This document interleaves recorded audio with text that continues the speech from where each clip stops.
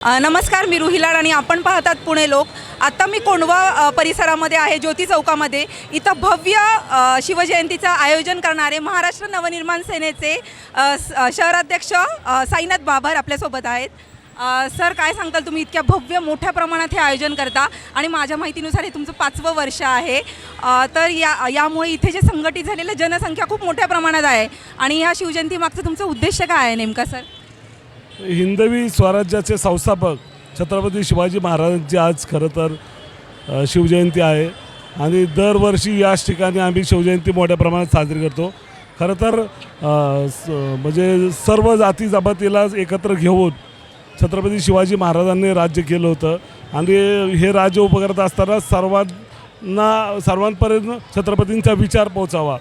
छत्रपतींनी कशा पद्धतीने लढाया लढल्या, छत्रपतींनी कशा पद्धतीने लोकांमध्ये गेले, त्या सर्वच गोष्टी आम्ही लोकांपर्यंत पोहोचवण्याचं काम या शिवजयंतीच्या माध्यमातून दरवर्षी प्रबोधनाच्या माध्यमातून करत आहोत। त्या दृष्टिकोनातून हा आमचा नियोजन असतं। सर, तरुण वर्गाला तुम्ही इतिहासापासून आता लांब चालले आहेत, तर त्यांच्यासाठी काय संदेश द्याल? तर खरं तर सर्व युवा कार्यकर्त्यांनी छत्रपतीचे गडकिल्ले पाहिले पाहिजे। मी स्वतः रायगडावर गेल्यानंतर माझ्या अंगावर काटा उभा राहिला होता की छत्रपती शिवाजी महाराज इथं राहून गेलेले, छत्रपती शिवाजी महाराजांच्या पदस्पर्शाने झालेली पावनभूमी ती रायगडावर मी गेलो होतो।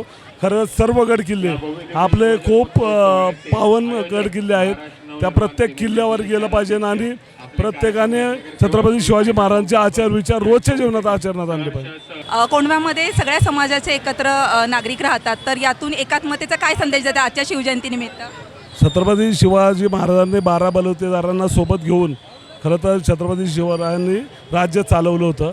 मला वाटतं की आम्ही कोंढवा भागातसुद्धा सर्व जाती जमातीची लोक या ठिकाणी एकत्र राहत आहे आणि एकत्र राहत असताना सर्व जातींचा सन्मान ठेवून या ठिकाणी आम्ही सर्वजण काम करत असतो।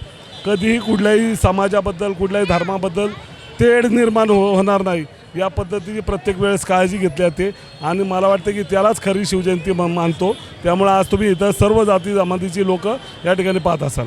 सर, तुम्ही कोंढवा वासियांना काय संदेश द्याल आज? ना, कोंढवा वासियांना एकच संदेश देईल की ज्या पद्धतीने कोंढवा आपला वाढतोय त्या ठिकाणी प्रत्येकाने स्वतःची काळजी घेतली पाहिजे। आपल्या भागात महत्त्वाचा कचरा रस्त्यावर नाही टाकला पाहिजे, ट्रॅफिकचा प्रश्नासाठी खरं तर नियम पाळले पाहिजे, हेच महत्त्वाचं आहे।